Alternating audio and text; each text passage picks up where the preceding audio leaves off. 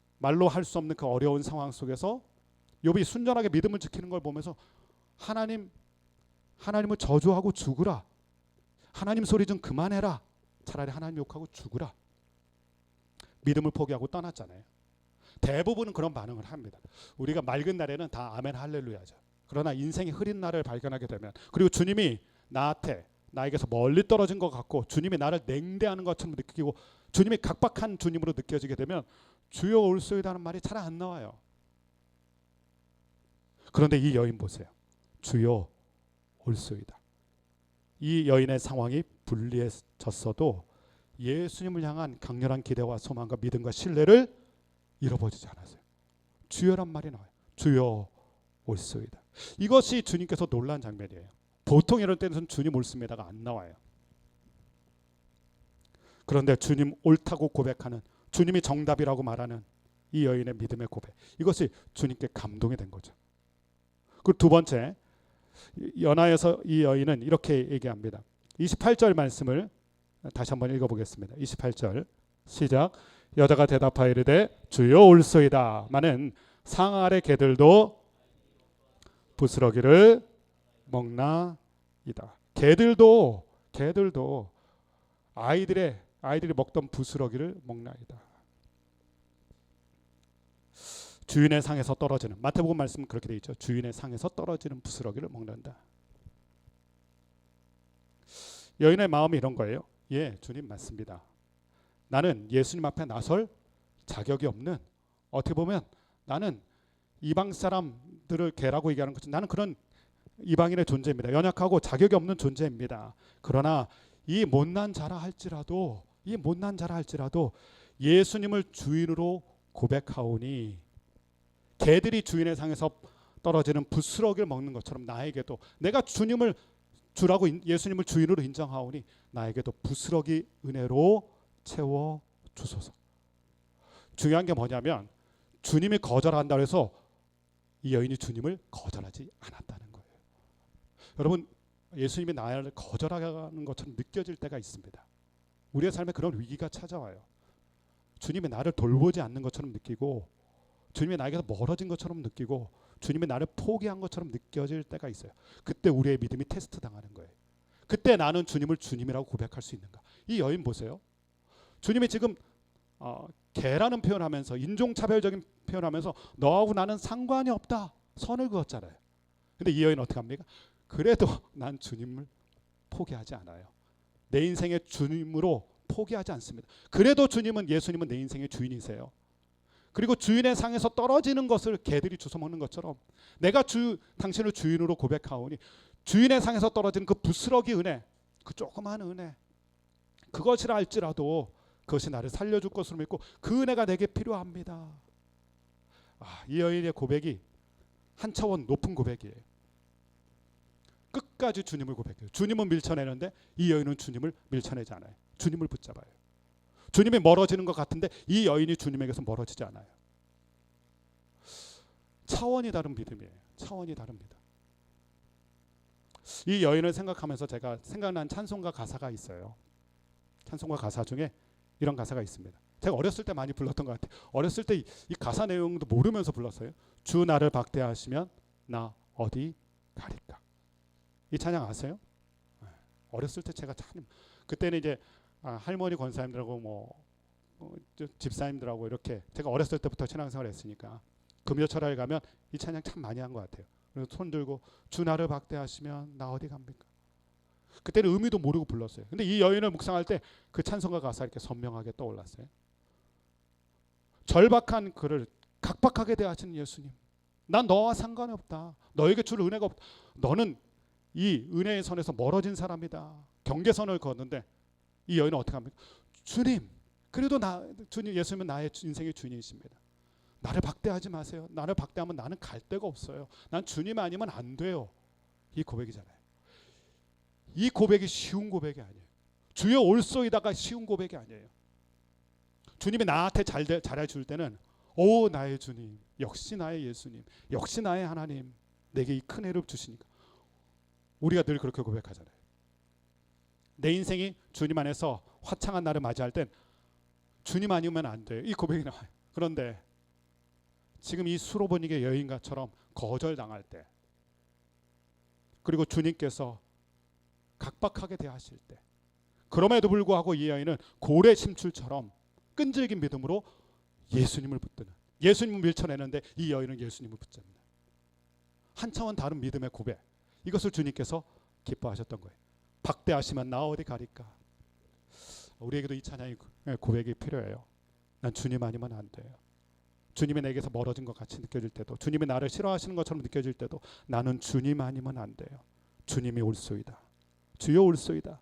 그 나는 주님을 포기할 수 없어요. 이 고백이 여인의 고백이에요. 이것을 기쁘시게 받으셨죠. 그러면서 주님께서 이 테스트를 잘 통과한, 믿음의 고백으로 잘 통과한 이 여인에 대해서 이렇게 마지막으로 얘기하셨어요. 29절 30절 말씀 같이 읽어봅니다. 시작. 예수께서 이르시되 이 말을 하였으니 돌아가라, 귀신이 내 딸에게서 나갔느니라 하시매, 여자가 집에 돌아가 본즉 아이가 침상에 누웠고 귀신이 나갔더라. 아멘. 29절 말씀 보면 예수님께서 이르시되 이렇게 되어 있는데, 우리의 상황에 맞게 다시 번역한 현대어 성경에 보면 훌륭한 대답을 했다 이렇게 되어 있어요. 오, 훌륭하구나. 우리가 이렇게 칭찬할 때는 어떤 때예요? 테스트를 잘 통과하면 오, 됐다 이렇게 얘기하는 거잖아요. 오, 됐다 이 뜻이에요. 예수님께서 그를 인정하셨어요. 그의 믿음의 테스트를 인정하시면서 뭐라고 말씀하셨냐면, 네가 이 말을 했으니, 주님이 원하는 딱 그 대답을 했으니. 여러분, 말은 너무나 중요해요. 우리의 영혼의 상태를 언어로 표현하기도 하고 우리의 믿음을 언어로 표현하기 때문에 이 말은 중요해요. 이 말을 했다. 오늘 우리가 가장 중요한 포인트를 잡는 게 이것입니다. 이 말. 그리고 우리 자신에게 점검해야 돼요. 우리에게 이 말이 있는지. 이 말을 통과해야 믿음의 테스트를 통과할 수 있어요. 그리고 이 말을 해야 주님께서 인정하시는 믿음의 사람으로 서게 돼 있어요. 자, 이 말 되돌아가 봅니다. 이 여인이 했던 이 말이 뭐였나요? 주여 올소이다. 이 말에 우리가 앉아 있어야 돼요. 상황은 옳은 것 같은 상황이 아니에요. 주님 틀렸어요라고 얘기해야 돼요. 그런 순간에도 주여 올소이다. 우리가 이스라엘 백성을 알아요. 광야에서 나왔죠. 광야를 떠돌아다닐 때 마치 지금 우리 상황 같은 거죠. 그때 이스라엘 백성들이 가장 많이 했던 말이 뭡니까? 원망과 부정적인 말들이. 하나님 이거 아니에요 라는 대답을 제일 많이 했어요. 하나님 이거 아니에요, 이렇게 하시면 안 돼요. 근데 이 여인은 이 말을 했어요. 주여 올소이다. 이게 귀중했던 거예요. 두 번째 했던 말이 뭡니까? 나는 끝까지 주님을 주님으로 고백할 거예요. 그리고 주인의 상에서 떨어지는 부스러기 은혜라도 난 사모할 거예요. 주님을 끝까지 놓치지 않는 이 고백. 내가 예수님을 주인으로 붙잡고 있으니 주인이 주시는 그 부스러기 은혜라도, 주인은 이 생각이죠. 주인이기 때문에 나를 결코 멀리하지 않으실 것이다. 그리고 부스러기 은혜라도 주실 것이다.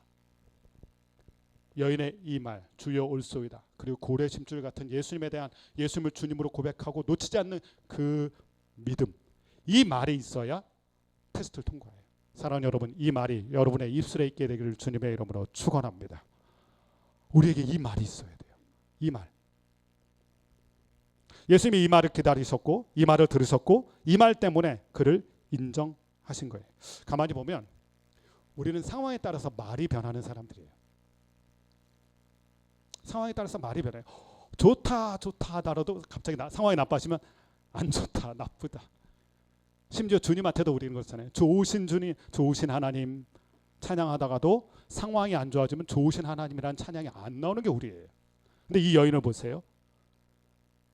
이 여인은 믿음의 말로 상황을 변화시켰어요. 상황에 따라서 말이 달라지는 사람이 아니라 믿음의 말로 상황을 바꾼 사람들. 저는 이 귀한 믿음이 여러분 가운데 있게 되기를 주님의 이름으로 축원합니다. 저와 여러분 가운데 이게 있어야 돼요. 우리는 상황에 따라서 말이 달라지는 사람이 아니라 믿음의 고백으로 오늘 우리의 상황을 바꿔버릴 수 있는 사람. 이 여인이 보여준 게 이거잖아요. 믿음의 고백으로 그 여인의 상황을 바꿔버립니다. 상황에 따라서 말이 달라지는 연약함이 아니라 믿음의 말로 상황을 바꿔버리는 굳건한 믿음. 이것이 이 여인이 오늘 우리 가운데 도전하는 믿음이었어요. 그래서 그 결론을 보면 이 말을 하였으니 돌아가라 귀신이 내 딸에게서 나갔느니라.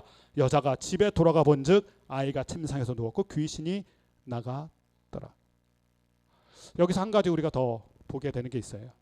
결국 이 딸이 어떻게 살았나요? 이 여인의 믿음의 고백 때문에. 우리의 믿음의 고백 때문에 그 누군가를 살릴 수 있구나. 우리의 믿음의 고백이 우리 자녀를 살리고, 우리의 믿음의 고백이 우리의 가정을 살리고, 내 믿음의 고백이 우리의 공동체를 살릴 수 있구나. 이 어머니의 믿음 때문에 딸이 살았어요. 우리가 그런 거를 계속 지금 마가복음을 통해서 보고 있지 않습니까? 마가복음 2장에서도 봤잖아요. 4명의 친구들의 믿음이 지붕을 뜯어서 주님 앞에 내려놓았던 그 친구들의 믿음을 보면서 예수님이 얘기했어요. 너희들의 믿음, 네 믿음, 너희들의 친구들의 믿음이 이 중풍병자를 살렸다. 예, 그런 거예요. 우리가 믿음의 사람이 되는 게 이토록 중요합니다. 내가 믿음의 사람이 될 때 내 주변에 내 가족이, 내 이웃이, 내 친구가 그 믿음의 고백으로 살아나는 은혜가 우리 모두 가운데도 있게 되기를 주님의 이름으로 축원합니다. 말씀을 마치면서 오늘 우리에게 주신 메시지를 마음에 좀 잘 품기로 원해요. 첫 번째는 이 여인의 이 말이에요. 우리에게 이 말이 필요합니다. 저 말하는 사람이 아니라 이 말하는 사람. 주여 올소이다. 주님은 언제나 오르시다. 주님 틀렸어요라는 말이 우리 입술에서 떠나가고 주님을 인정하는 이 고백. 주 나를 박대하시면 어디 갑니까? 나는 주님을 놓칠 수가 없어요. 이것을 우리가 잘 붙들어야 됩니다. 두 번째는 결국 어머니의 믿음이 딸을 살렸습니다. 나의 믿음이 누군가를 살리는 축복의 마중물이에요.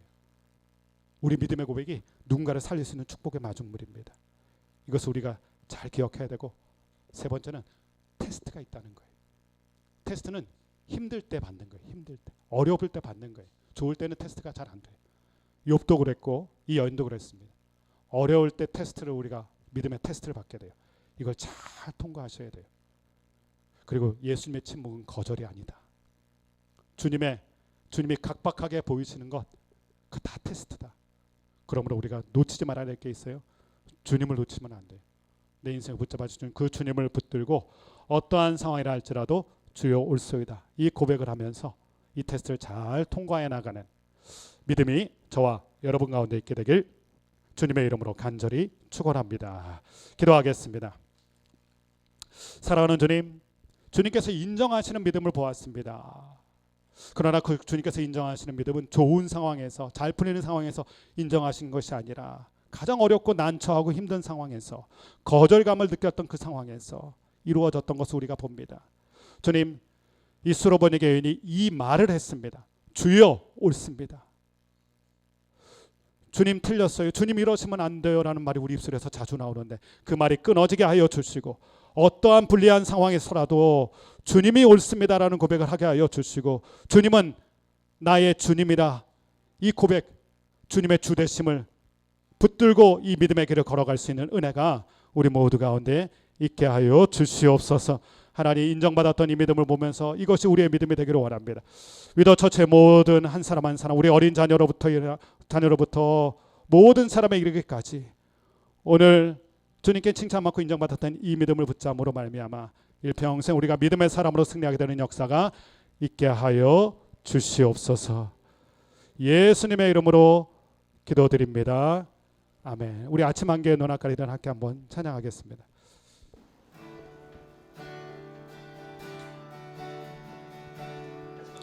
오늘 말씀을 생각하면서 함께 같이 고백하겠습니다. 아침 한개 눈앞가리 나의 의심 쌓일 때 그렇게 다가온 주의 음성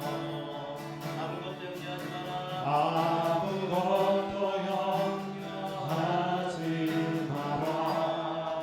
빗줄기의 바위테이르 빗줄기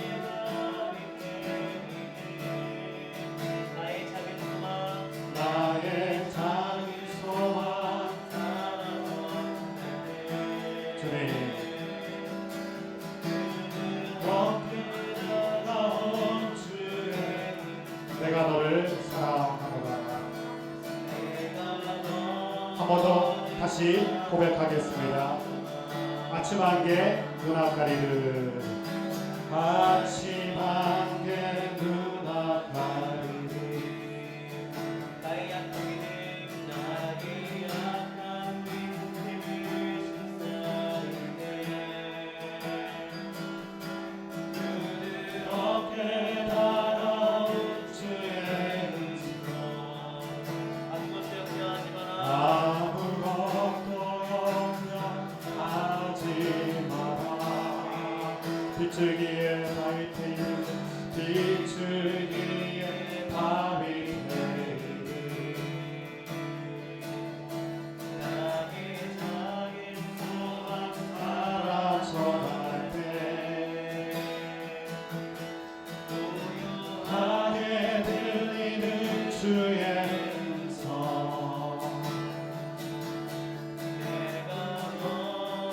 이 시간에 같이 기도하겠습니다. 여러분의 두 손을 가슴에 대시고 이 찬양의 고백처럼 주님, 우리에게 믿음이 연약해질 때가 있고 앞이 보이지 않을 때가 있지만 오늘 이 여인의 이 말의 고백처럼 주님을 고백하며 나아갑니다. 주님이 옳습니다. 그 주님을 포기하지 않겠습니다. 주님을 붙잡겠습니다. 이 고백을 주님 앞에 드리며 나아가기 원합니다. 함께 같이 말씀을 붙들고 기도하겠습니다. 기도하겠습니다. 주님 감사합니다. 오늘 말씀 우리의 마음에 새기기 원합니다. 주님이 옳습니다. 주님이 옳습니다. 어떤 상황이라 할지라도 주님이 옳습니다. 그 주님을 붙잡게 하여 주시고 하나님 여인의 고래 심줄 같은 믿음처럼 주님을 끝까지 포기하지 않고 붙드는 우리 모두가 되게 하여 주시옵소서. 하나님의 믿음을 가지고 한 주간도 살아가기 원합니다. 하나님 주님 옳습니다. 하나님 주님이 옳습니다.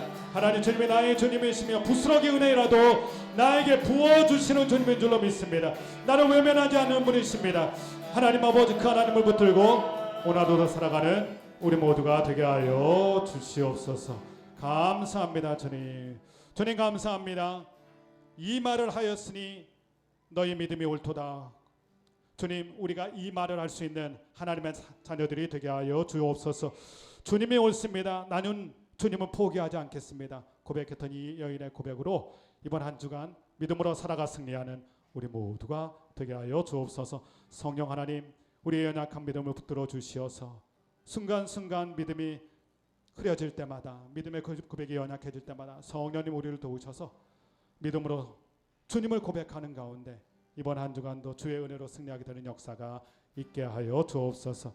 주님 앞에 그 마음을 다하여 구별하여 예물을 드렸습니다.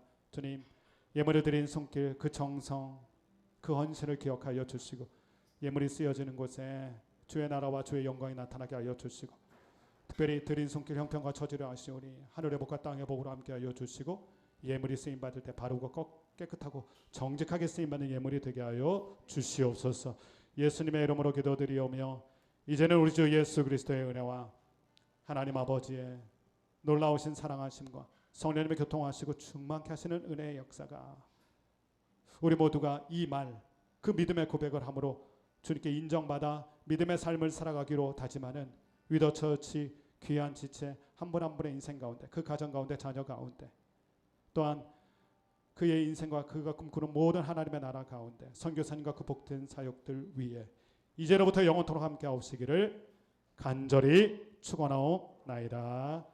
아멘, 아멘.